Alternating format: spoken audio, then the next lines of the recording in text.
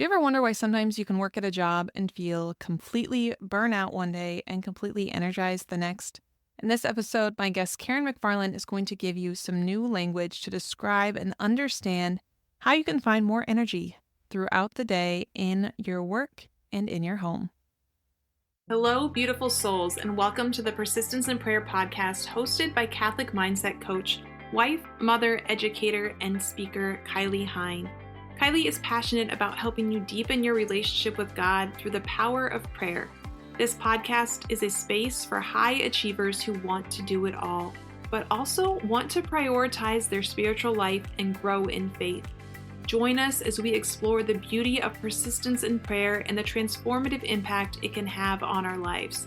Get ready to discover practical tips, insights, and inspiration to help you develop a daily prayer practice and cultivate a deeper sense of trust in God's plan for your life. Let's journey together towards a more fulfilled and faithful life as we invite the Holy Spirit in. Let's begin. Hello, everyone, and welcome back. This week, I am joined by Karyn Macfarlane.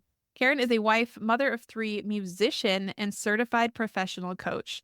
She created Supporting Stars to help wives of pro athletes and performing artists thrive and find balance on the adventure so they can genuinely support their talented loved ones and pursue their own dreams and goals. Karyn recently became a 6 Types of Working Genius certified facilitator to bring the Working Genius model to her life coaching clients and is currently on an adventure of her own, sharing this amazing tool with organizations, teams, and individuals to help them better understand their gifts and frustrations and how those impact the work and activities they do with others. If you've been listening to this podcast, you know I have mentioned Working Genius on more than one occasion. Karyn, I'm so excited to have you here to share more about this and share in depth how this can really impact our relationships, our work culture, and even just the way that our homes run by recognizing Working Genius. So thank you for being here. Oh, thank you, Kylie, so much. I'm so excited about this. I cannot wait to geek out over Working Genius with you. So like many of us, you're multi-passionate and you have started a business to help support spouses of those who are in a professional atmosphere. What inspired you to kind of go down that original pathway? Yeah. We often hear like you coach who you used to be or who you are. So I am the wife of a performing artist. My husband is a musician also. His, I guess you could say, main role as a musician is as a violinist, but he does a lot of things. Some composing, conducting, singing, choral directing, you name it. And so, there's a lot involved with that. It's a pretty novelty profession. And there's, things that get brought home that are challenges, sort of unique challenges to the industry. And I'm not the first person to realize that, but athletics, while it's a very different job, have a lot of the same things that come home, that the spouses have to deal with. They're similar struggles and joys. So yeah, that's kind of where all of that happened. I was fortunate to experience some coaching of my own, and all these light bulbs went off, and I just thought I have to share this with others. And so yeah, I did some coach training, and it was amazing. I loved it, and I created Supporting Stars. So in that, with everything that you do to create your packages and your offerings, I came across the Working Genius, and I thought, oh my gosh, like I have to incorporate this into what I do, not only just with my clients, but every wife and mom that I know has to hear about this because it is so valuable. And undeniably eye-opening. So yeah, that's kind of a little bit of how this all started. Yes. And I love that because not all of us have husbands or who are in that same type of atmosphere with some of those struggles that come. I mean, I think of my husband, he wasn't in a professional atmosphere like that, but even just the traveling. When I first heard of what you do, that's what I thought of how difficult it is when you have a spouse that travels a lot. But the Working Genius, I first came into contact with through a friend, and it was before I got my coaching certification. I was still teaching, but we just were both really passionate about we want to help culture in schools. And so we started going to schools to talk about how to change the culture. We were both athletics coaches. We had different backgrounds in ministry or in different types of certifications. And when we came across Working Genius, which we were led to through a different Patrick Lencioni book, we fell in love and we totally, just like you said, geeked out on all of the podcasts about Working Genius. We started talking about it in our own school with the teachers who were there.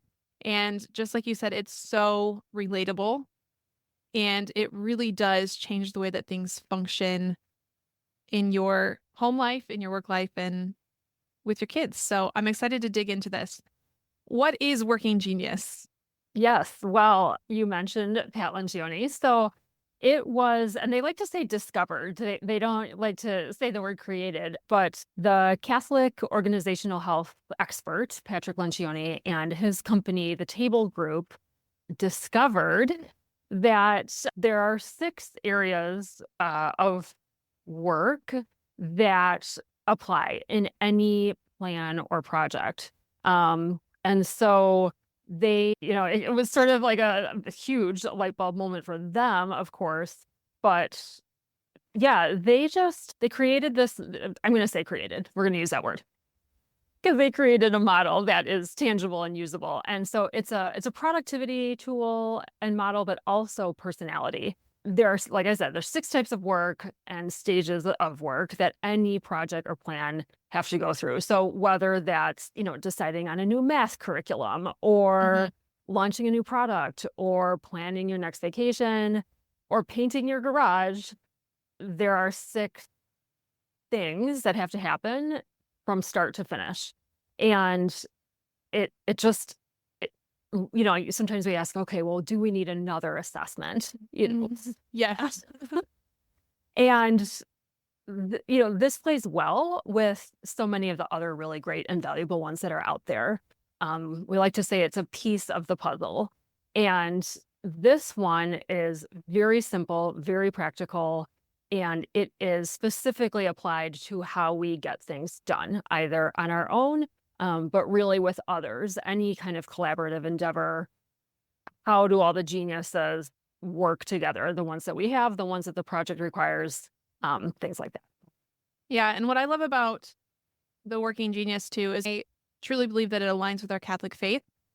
More and more, we're seeing New Age practices, and people are just putting the word Catholic in front of them and saying that they're Catholic, but they're really rooted in Eastern meditation or things that are not in alignment with our faith. So that, again, is why I love the temperaments. But Working Genius, again, is one of those kind of safe places, and it does work with other models, and it's really, really simple. So will you walk us Right. through starting with the first genius, the Sure. W? Yeah. Okay. Yeah. Okay. So the very first step that any project needs is to even consider something, to ask a big question, like, should we go on vacation? Or, why are we doing this way? Can this be done a better way? So the genius of wonder involves the ability to ponder and speculate and question the state of things. I love it. So we start with wonder, and then we shift to what is the second stage? The second stage is invention. And this is all about coming up with new ideas and solutions. So this, answers the questions that wonder is asking.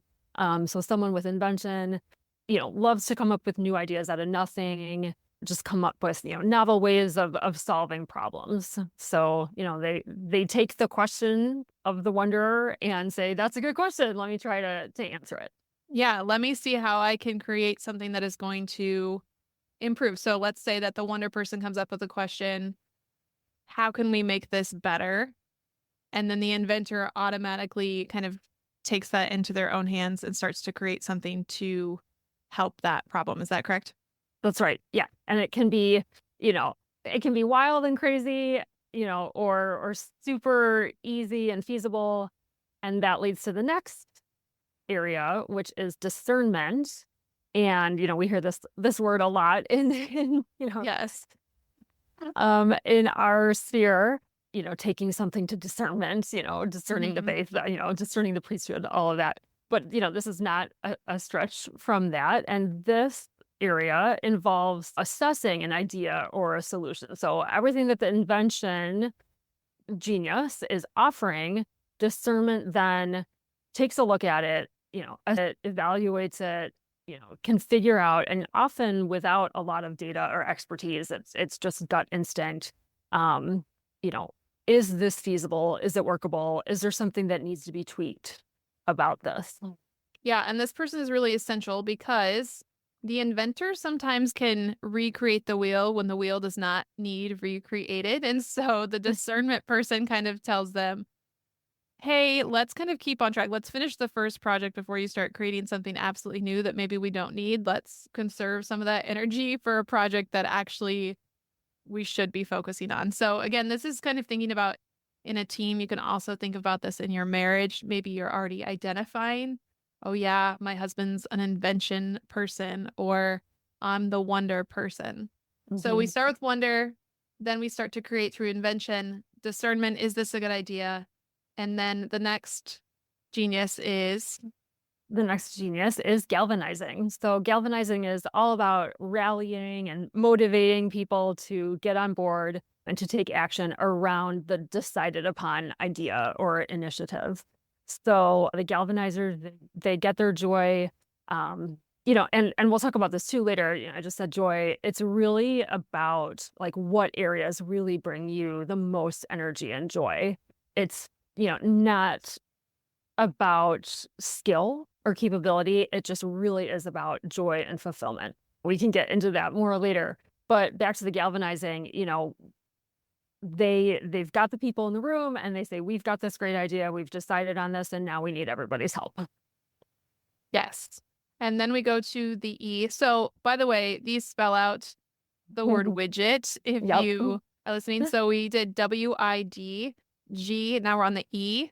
Yes, the E is enablement. And this is not often thought of as a genius. Sometimes it can be thought of like, oh, I'm just, they're just nice. I just like to help. But it's really important. Like it's essential. And that's the thing. All six of these are necessary for any project. So the folks with enablement, they respond to the galvanizer. They provide people and projects with the support and assistance that's needed and in the way that it's needed. It's like on the terms of the project or the person. They're there to support in whatever way is needed.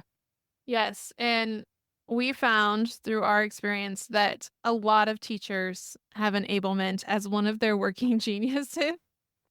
So if you know a teacher, they're probably that person, or it's likely that they are that person who's willing to jump in and help other people, which obviously you can see through their work as a teacher of helping in the classroom. And the last genius is, Tenacity. And this is all about the satisfaction of joy and joy of finishing things. So pushing things across the finish line, getting them crossed off the to-do list. You know, people who have tenacity are naturally inclined to finish projects and also ensure that they're completed at the standards that were decided, the specifications are met. And yeah, they just, can't go to bed until all the dishes are done. yes, that was something I thought was so relatable when I was learning about tenacity was that person who can't go to bed, like they are not going to leave the laundry sitting on the couch. It has to be finished. They're going to finish the job before they are able to go rest. Right, right. I think it depends on the job. So one of my top two geniuses, and we'll talk about, the orderings, but is tenacity. And I have a bed full of laundry in the basement. So it's not on everything. Yeah. But I cannot go to bed unless I finish the dishes. Dishes are, yeah, that's an non. What does it mean to be a genius? So there are three categories here within the six: wonder, invention, discernment, galvanizer, enablement, tenacity. I'm going to keep repeating those so that you guys can kind of instill them into your brain because these Right. words can be really powerful and helpful as you Mhm. kind of learn what they are and recognize where you thrive.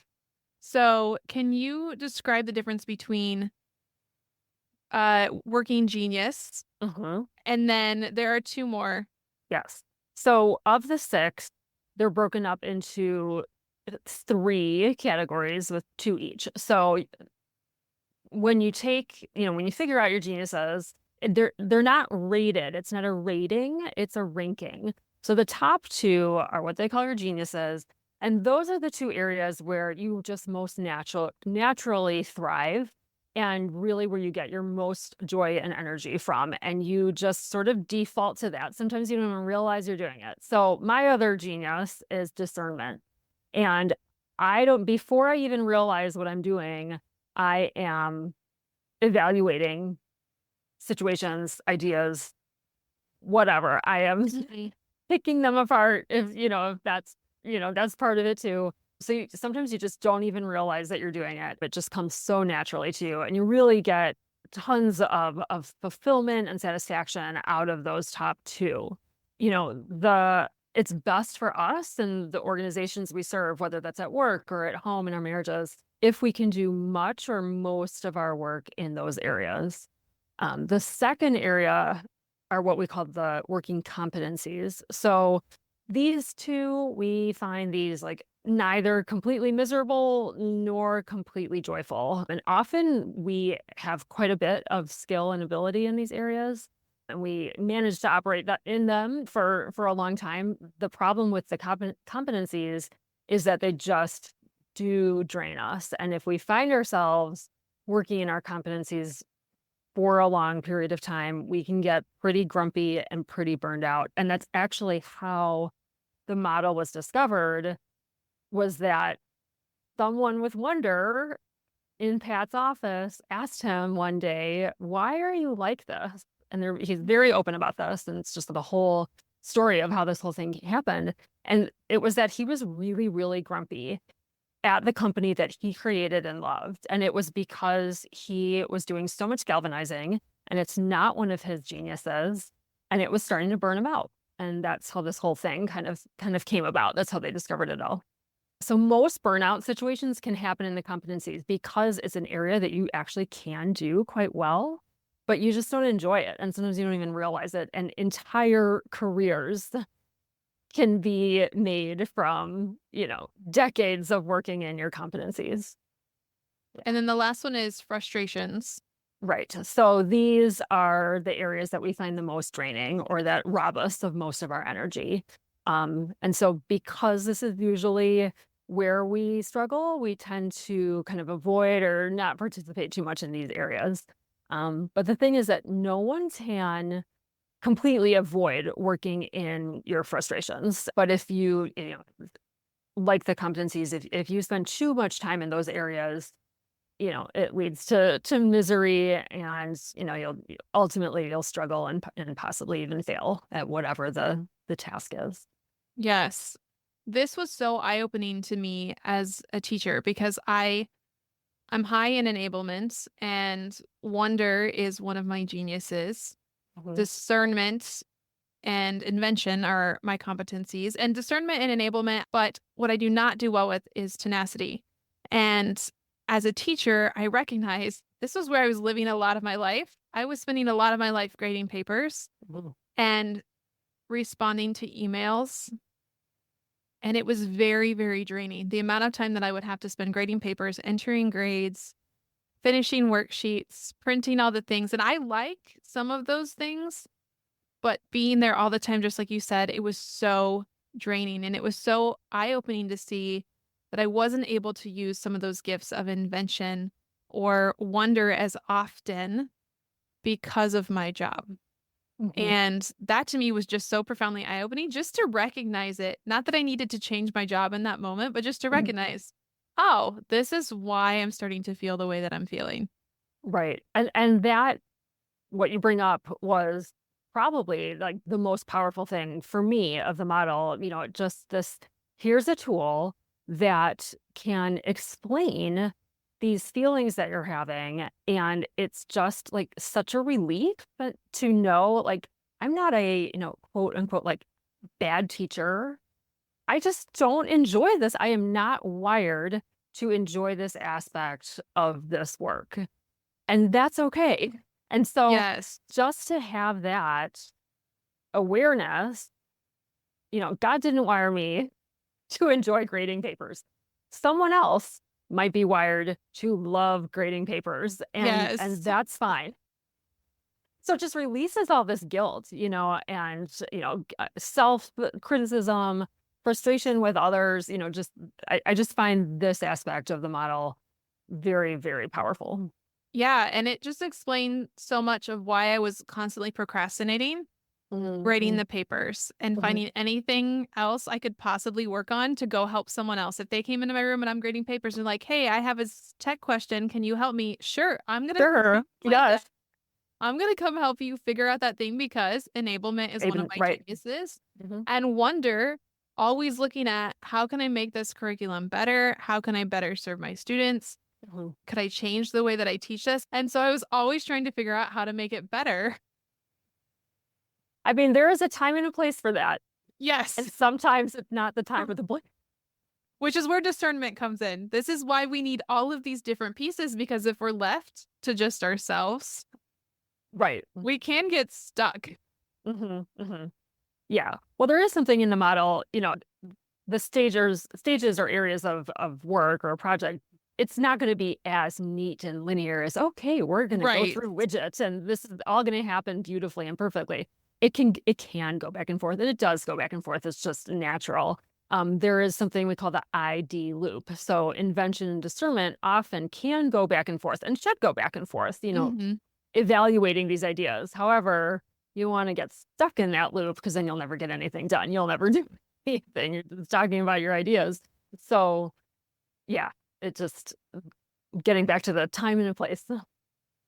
So, doers want Mhm. to and think that they can do all of the things. And I had a friend who ran into this. He's like, "No, I have 3 geniuses." He was very adamant that he had 3 geniuses. And I mean, we can do all of the things, but there's a difference between where we're thriving and where we're just kind of we can operate and we can do it well. It doesn't mean that if something's your working frustration, you can't do it well. Is that Mhm. correct? It's just that Correct. we're not going to be overly energized by it. And if we sit there too long, we're going to kind of start to struggle. Right. Right. It's sort of like, we hear you can't be all things to all people. I think we accept that pretty easily, but we want to be all things to all things and all projects and all Hmm. of our jobs. We want to be able to do it all and do it all really well. But I think just the reality is that we just can't. There are going to be things that we enjoy more, that we do better. And so, if we think that everything is a genius or we have all the geniuses. Yeah, I would say that could be argued. It's like, but how much? How much of it do you really have? What areas do you have more of? In a sense, we can do all the things because, as wives, moms, workers, we have to. That's just reality. But if we can concentrate in the areas where we do most thrive, that'll just fuel us more. Yeah. So I know that there's an assessment for this that people can go take, but if we're Mhm. just kind of in this moment, someone's listening to this, they're driving in their car and they're trying to figure out, okay, what are my geniuses? Can we maybe just go through the 6 again? And maybe you could give us a question or two to kind of help us discern, is wonder my genius, for example? Mhm. Yeah. I think as far as, self-assessing, I think just like a number one red flag is where in my life am I the grumpiest? Ooh, There is there an area where I either get grumpy really quick or it's just like something I just really, really, really hate doing. And I think that's probably the easiest way to self-assess. If you want to go through every single genius, I mean, I think there will be some that stand out more than others. But to start with wonder, do you like contemplating? I think that's one that comes to mind. okay. So I'm just gonna put this out here right now. My lowest genius is wonder. So I just don't really consider, like the bigger questions. Yeah. In a while I will. I think that, like I said, that we've talked about, we do have to act and or be in all six at some point for certain things. So, I I do often ask, "Oh, is this something that could be done better?" But it's not something that I go to first. You Okay. know, where do you default is another good general question. So my other frustration, just to bring, like practical examples to it, my other frustration is galvanizing. And we have 3 children Mhm. who, they can buckle themselves up now. So we are past the toddler baby stage. But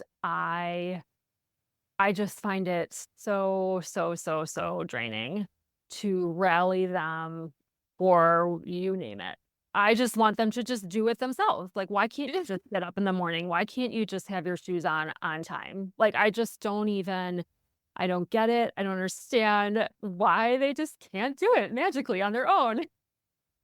And so I was not shocked at all to see galvanizing as one of my frustrations. So, yeah, it's like, where are the things in your life that just cause you the most pain? You know? Oh, yes. Yeah. I Galvanizer is also one of my working frustrations, which was kind of interesting from the standpoint of athletics coaching and Mm, being in the mhm. classroom. I mean, you're constantly encouraging kids, but I Right. think I operated more out of enablement of really wanting to help them. And so Mm, that's not draining to me. But when I think of right. galvanizing in terms of trying to convince parents that this is a good direction for this curriculum to go and that please trust me because I've done all the research on this and I've looked into all of these things. That is where it could start to get really exhausting is is getting people on that boat with you. Right. And that's where I noticed, okay, this is a working frustration. And when I am on all day, every day, and I don't have those breaks in between, really, really draining. Yeah. Yeah. Yeah, I think it's just more like if you just start noticing the types of work that, like you said, just you find really draining, that might be one approach that works. I think it's probably different for everybody. Like thinking of it in a larger picture like that might work Mhm. for one person and going through all six might work for another. So then getting back to the widget, for invention, like do you come up with ideas easily? Do you love doing that? Are you the ideas girl? When someone has Mhm. said, "Oh, how should we do this?" and you're just spitting stuff, left and right. I think that would be a good indication that you have invention. And if you, really love doing that. For discernment, I think it's funny. So I'm the house naysayer, is how I like to Ah, describe it, because my first genius is discernment, and I know that puts, like, such a negative spin on it, but I can't help myself, and so, also knowing my geniuses has helped me to just kind of curtail that when it's not necessary, like, if mm. this is not the time to be picking something apart, then just I can save that for later. So just, that awareness that I have that very strong is so helpful. And my husband, one of his top geniuses is invention. So, Ah. yeah. That's funny. So I'm curious with invention, just to go back to Mhm. that one really quick. Sure. You said that's ideas. Are they creating new things with invention or is it repurposing kind of things that already exist or is it both? It can be both. Both.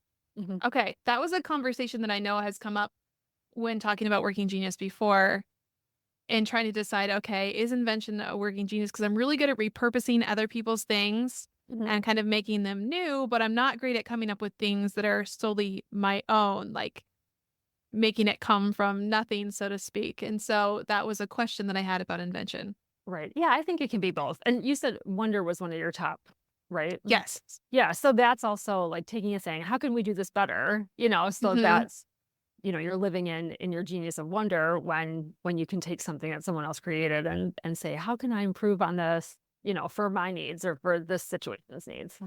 Yeah. Beautiful. Okay. Galvanizer. How would we know if we are a galvanizer?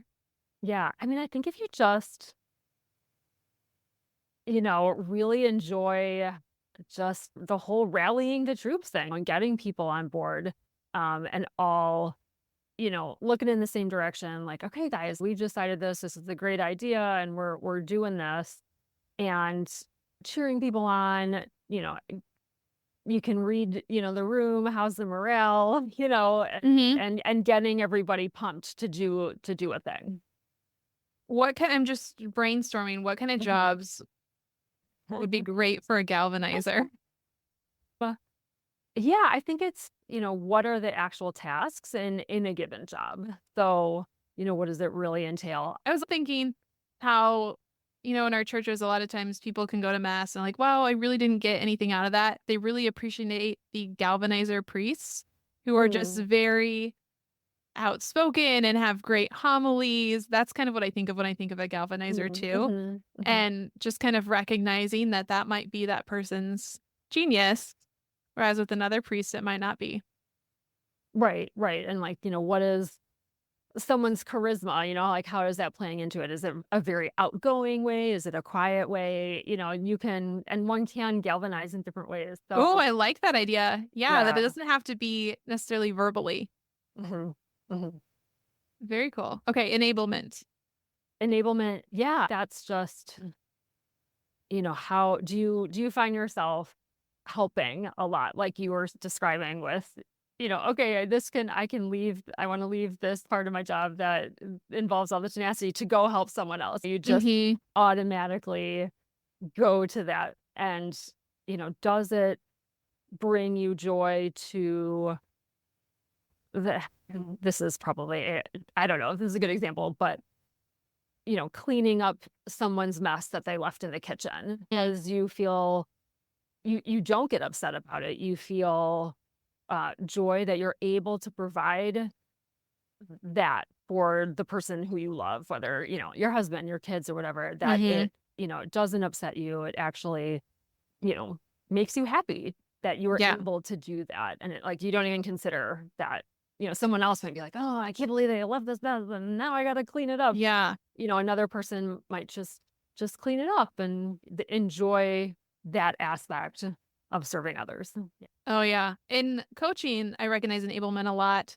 And again, in teaching as well, is that I'm able to help someone achieve their goals and to give them tools and techniques and resources and to able to help them kind of work through whatever's going on Mhm. to get to where they want to go. And that's where I really see my enablement come out. That brings me fully alive is being able to do that. And the same is true in organizations or something like that. I don't like to work alone. I have a lot of ideas and I can do it, but I like working with other people because of that enablement piece. Right, right. Like, how can I help you? How can I serve you for what you need? Yeah. Yes. Okay, tenacity. Last one. We talked about being the person who likes to cross things off of the to-do list, the joy Right. of finishing. Yeah. Yeah. I mean, like, how much do you love your list? Do you add something to the list that you've already done just so you can just Cross it off. We like dopamine of crossing off the list. exactly. Yeah. Um, yeah. How do you feel when a project is completed? Like, Mm, what does that do for you? Are you like completely jazzed? Like, yeah, we did it. I did it. I'm so satisfied that this happened, that this got done. Some people just don't have that. It mm, happens and they have like no response to it. You know. yeah. Like it's done, it's over. Okay, what's the next thing? Right. Awesome. As we transition into summer, which for many of Mhm. us means having our kids at home or a shift in schedules, what are some ways that we maybe could use our geniuses to help with transition? Yeah. Yeah. I think just having awareness, to once you recognize like what drains you and what genius that's in.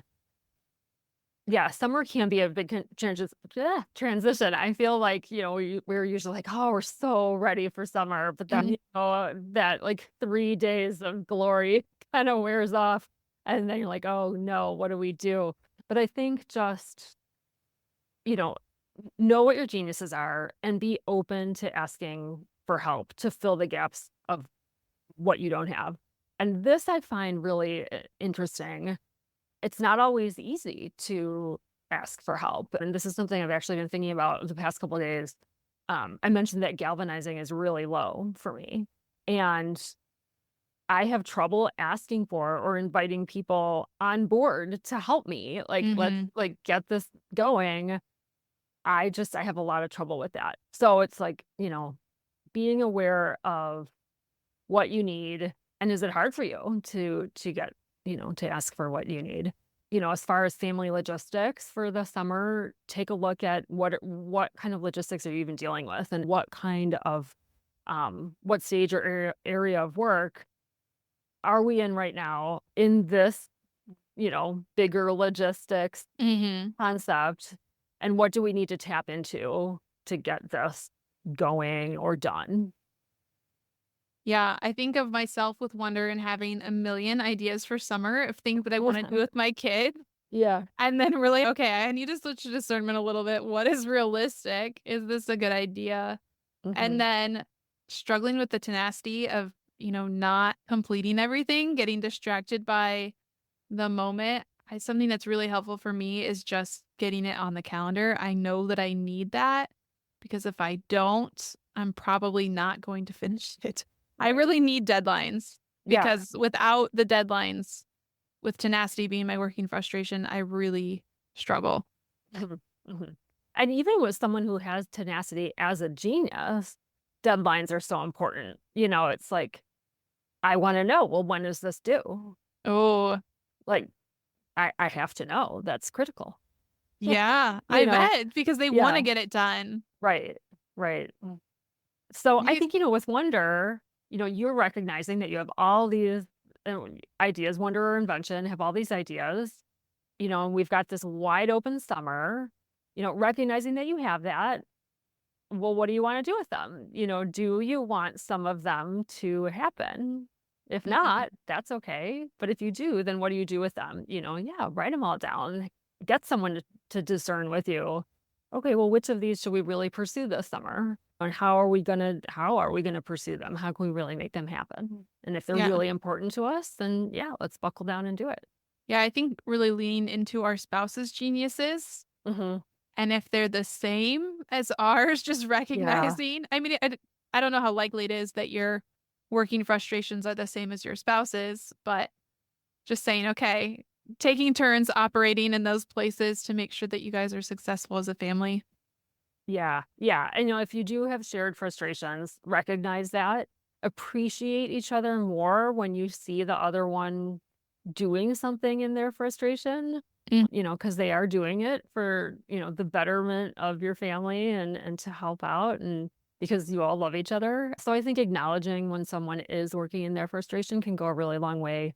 And if you have even shared geniuses, how do you share the duties and areas that fall into those things? Sometimes, you'll take I'll be the discerner on this week, or I'll defer, you can discern that other thing if it's a situation. I think a lot of this is situationally specific too. If it's just a topic that interests mhm. your spouse more, then, let them take the lead. But just knowing, and we talk a lot about this in coaching, just the awareness at all is Mhm. just so, so, so valuable. And then, you can use that in so many different ways.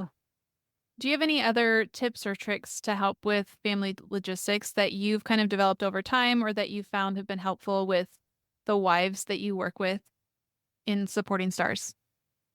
Yeah, I think just being really intentional about, like, well, what are we talking about here? Are we really talking about, like, the nitty gritty, or are we inventing and wondering? I think Mm, using the language of working genius is so helpful.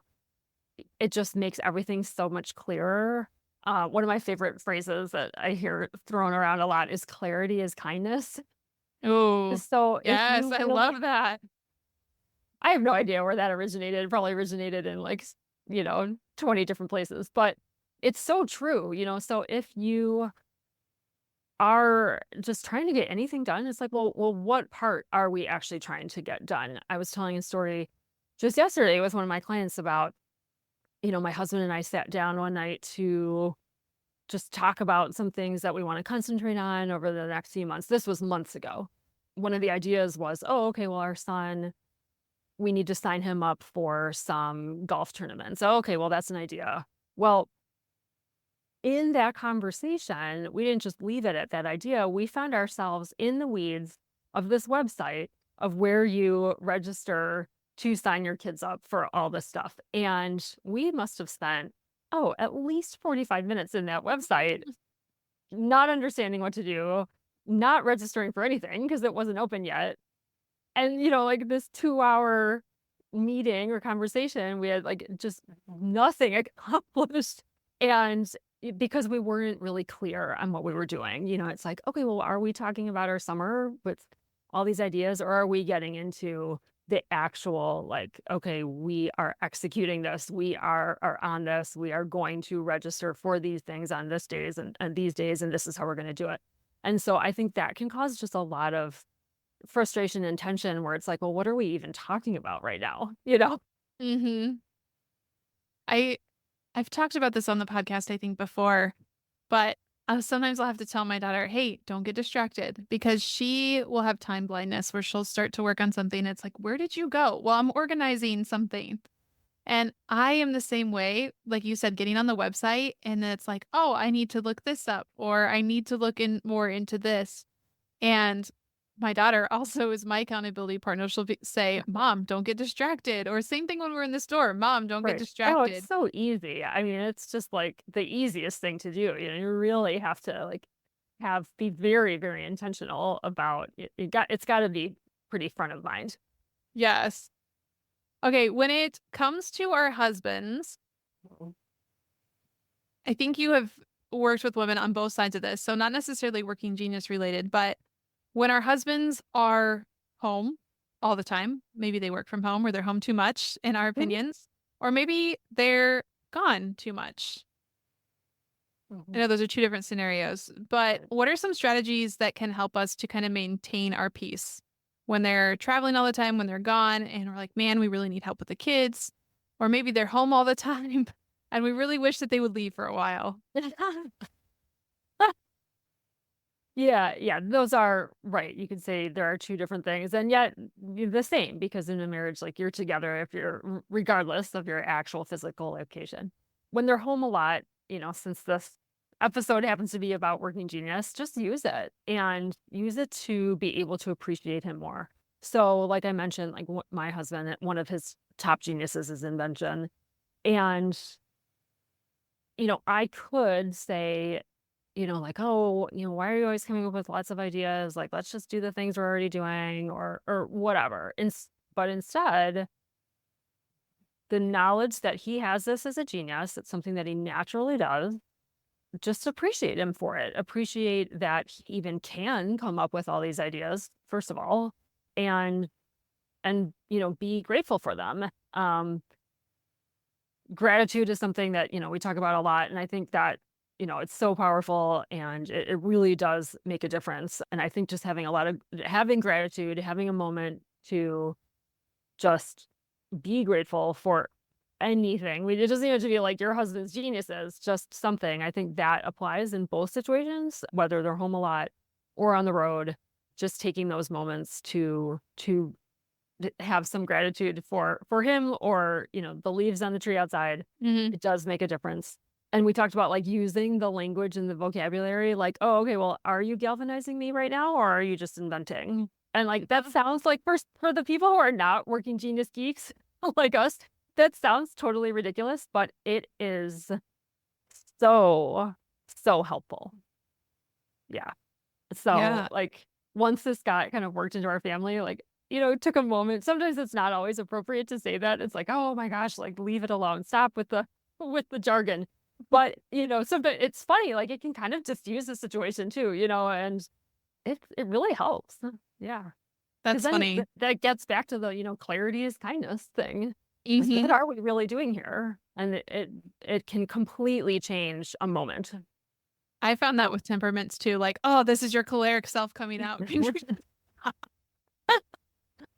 Mhm. the simple question of how can I recognize my spouse's gifts, whether they are on the road or they're at home? So Yeah. if they're on the road, how are they utilizing their God given gifts to help others? Maybe it's not helping me and I want it to be about me or about our kids in this moment, but Right. how are they utilizing those to bring glory to God out in what they're doing? Or at Right. home, the way Yeah. that they are utilizing their gifts, maybe I don't appreciate it in the moment, but they are utilizing their gifts in some kind of way and being grateful for those. So I love that.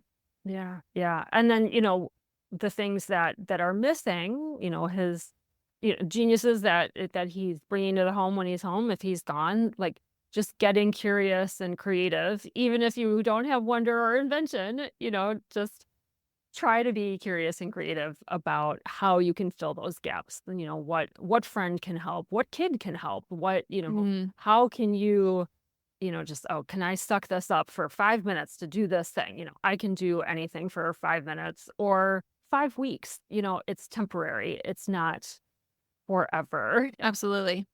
Okay, I want to shift directions for just a minute because this is a topic that I'm finding is coming up more and more often. The more people I interview, the more people I coach and work with is women who have, I don't want to call it an invisible illness because it's not necessarily an illness, but something that can be debilitating in their lives. These are often high achieving women, and most people would never even know that they are struggling with anything. So, you're a violinist. You've even played for Pope John Paul II, which I think is so cool. You can share that story if you want. But you have a condition that can sometimes be debilitating. Will you share about that? Sure. Yeah. So, yeah. So, for those of you who don't know, Kylie is so generous to send out a little survey. And this is the part share a fun fact. And my fun fact, well, I had two. It was, the playing violin for Pope John Paul II, and also that I have something called hyperacusis. And that is my invisible illness. So, I don't really struggle with it that much right now. But years ago, when I was full time playing in an orchestra, it became a real problem. And yeah, like that was scary. And I was scared to tell people because that could affect my livelihood. And what it is it's a like oversensitivity to sound, which is a Mhm. problem if you have something that makes a lot of sound right under your ear. It's like coming out the sound right under my ear. So yeah, that was I can't put an exact date on it, in the early 2000s. But thankfully my parents and we did a lot of research and we did find treatment. I went to Towson University for a few days to do a therapy for it, and I was very open about it with the music director at the symphony where I was employed. He was very supportive, thankfully. And yeah, I got the treatment that I needed. And it really hasn't been a problem, but it was not good. Yeah. Yeah. I remember I was getting coached right before I had volleyball practice. So this would have been 2 years ago when I was coaching. And I just had the worst stomach pain. I was having headaches and nausea. And at this time, I didn't know that a lot of this was caused from allergies. I still thought it all stemmed from food, which in a way it does. My condition's kind of complex. But I remember getting coached and I was like, man, I don't know how I'm gonna make it through practice. I feel absolutely miserable. And I remember the coach asked me, they said, so why don't you just tell them that you don't feel well? What's why don't you just tell the girls you don't feel well and you're gonna take it a little easy today? I was like, no, no, no, I can't. Like, I can't be vulnerable. I don't want to make an excuse for the way that I'm showing up at practice or whatever it is, because this was a frequent thing. It happened often. But that day, I remember the headaches were really, really bad. It was hard to focus. Memory was not great. And after getting coached, I was like, you know what? It's okay. I can go tell them, hey, I'm not my best self today. So if I come off frustrated at you or angry, please know that it is not you, it's me. And I'm just having a rough time physically right now, and it's affecting my emotional capabilities. And I felt so much better just being able to tell them up front rather than them guessing that I was angry with them or frustrated with them if I wasn't as verbally encouraging as maybe I would have been, or maybe as patient as I could have been in other Mhm. situations. Mhm. And I thought that was so helpful. But again, in that vulnerability, just like you said, you don't necessarily want people to know, or it's hard to share sometimes. And I've just experienced that a lot in my own life of really struggling. I still struggle with it. I'm more vocal about it now, but it took years for me to just be able to say, I'm sick. Right. A lot of my husband, Kylie, you're sick. It's okay. You're sick. I'm like, no, no, no. I'm not sick. I'm fine. Yeah. Yeah, I mean, it is scary to share that with the people that you wanna show up well to, who you feel, like a responsibility to give all your best, but, you know, you what part of that, we don't know what they're thinking. Are they thinking, "Oh, well, she just has a bad attitude today." Well, no, I'm actually really Mhm. sick. Like, I'm not saying that they would think that, but, Right. you know, there are there are aspects of working genius even that we can talk about with this whole, making assumptions about other people's thoughts, Hmm. or behaviors. But yeah, just sharing that with your, team, it just changed the entire experience for you and possibly for them. Yes. It's funny you bring it back to working genius because, again, the wonder, what are they going to say? What are they going to think? That's so Right. funny. Yeah. This has been such a blessing. Can you just one more time for everyone listening recap the six geniuses for us? And then I'll have you share where we can find you. Absolutely. Yeah. So the six types of working genius, easy to remember with the acronym WIDGET, which was kind of on accident. They were missing the T. They had to put that in at the end. But if you remember WIDGET, which stands for wonder, invention, discernment, galvanizing, enablement, and tenacity. And you need all six to get anything done. That's amazing. And if you don't have, you can operate out of all six, but it's always, again, just as Karen shared earlier, ask for help. Ask for help. Yeah. And I don't Ask know for if this help. has ever come up, but one more question came to me. What if you don't like your genius? I think this has Mm. come up before with wonder, thinking, well, you're just asking questions. That's not helpful for anyone. Yeah. I think if you just kind of sit with the fact, it is a fact, that you do need all six. All six are important. All six are geniuses. You know, what do you mean by you don't like your genius? Or maybe you feel like your genius isn't helpful. I've had people say this to me before with their temperament. They're like, well, what if I don't want that to be my Oh, temperament? right. Yeah. Right. Just recognizing you're kind of arguing with God. That's the way He created you. He created you that way for a reason. Right.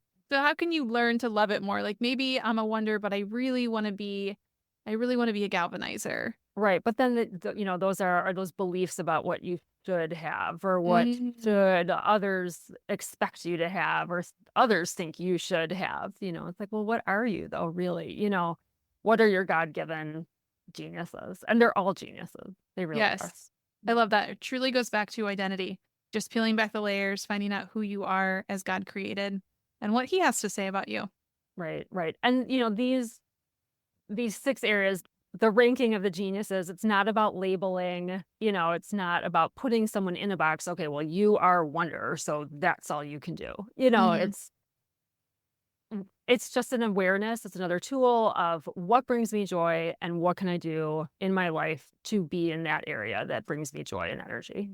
Yeah. And when you are operating in that capacity, you are more fully able to bring glory to God Mhm. because, again, you're more energized. And when we're more energized and we're operating in the places that we have been created and called to operate from, it helps everyone else around us because they're able to operate in their geniuses more often. Right. Yeah. And like, how do you, yeah, glorifying God by allowing others to thrive in their areas. Yeah. I love That, that. that they most, that where they most, get all of their satisfaction and fulfillment. Uh, Being in those areas for as long as you can then fuels you for when you do have to work in the areas that you don't love as much. Where can everyone find you if they have questions? Yeah, I am marginally active on Instagram, but you can find me there. And if you want to reach out there, that's totally fine and easy. You can find me just at Karyn Macfarlane. It's KarynMacfarlane. And I'm also on LinkedIn. I'm happy to connect over there too. And then you have a handout that just briefly outlines each of these 6 geniuses. Is that okay if I put that in the show notes? Absolutely. Yeah. It's just like a really simple little worksheet. You can use it in so many different ways to make the worksheet work for you. It just, has all 6, and you can just make little notes of how you notice them showing up in your day. Beautiful. And I always ask my guests to share either a prayer tip or a favorite scripture verse. Will you share your prayer tip with us? Of course. So, one thing that I like to do every morning, and I pretty much do it every morning, even before I'm conscious, like fully conscious, I like to think, "Good morning, Jesus." And it helps me wake up, and it just kind of gets the day started. And I think, okay, if I am awake to say, "Good morning, Jesus," he gave me another day for a reason. And so, yeah, do I something with love the day. I absolutely just love the simplicity of it. Sometimes we can try to make prayer so complicated, and it's really that simple. Just acknowledging that you're in the presence of God and that Jesus is there and he is desires to be there with you and to love you and to give you another breath for the day. I think that's just so beautiful. Thank you for that. Oh, you're welcome. You are such a blessing, Oh, and you too, you Kylie. This has been are. so fun. Yes, the Working Genius I think is so fun. So if you guys have more questions, please reach out to Karyn. This has been something that has stuck with me ever since I learned about it. And just go check it out. Check out Karyn's work. She's doing amazing things. Working Genius is something that you can incorporate in your schools and your businesses, but also just very simply in your homes and your relationships. Hey friends, it's Kylie. Do you ever wish that life was just, I don't know, easier? Well, now it can be. I am opening up 3 one-on-one coaching spots for Catholic women this summer. So if you've wanted to do one-on-one coaching with me, or you have in the past and you want to do coaching again, be sure to sign up because this is a trial offer. This is one-to-one coaching month to month, so you can keep going as long as you like and you can cancel at any time. Some of the things that you can choose to work on are getting everything done that needs done without freaking out, getting clear on God's dream for you, improving difficult relationships, or maybe you just want to stop yelling at your kids this summer. If you want to work with less drama or have some accountability and a plan for finishing up that degree or even your summer bucket list, now is the time. You know we are going to found this coaching and root it in the Holy Spirit, so you'll always know that you're on the right path. And like I said, everything is going to feel so much easier. If this sounds amazing and you're ready to get started, just click the link in the show notes and we'll be on that first 25-minute kickoff session, which is absolutely free before you know it. Beautiful souls, thank you again for journeying with me. If you have been blessed by this episode, it would mean the world to me if you would leave a review. Be sure to screenshot it, share it on your social media stories, and don't forget to tag me on Instagram or Facebook at Kylie M. Hine. Stay persistent in prayer, protect your peace, and as always, share the light of Christ with everyone around you.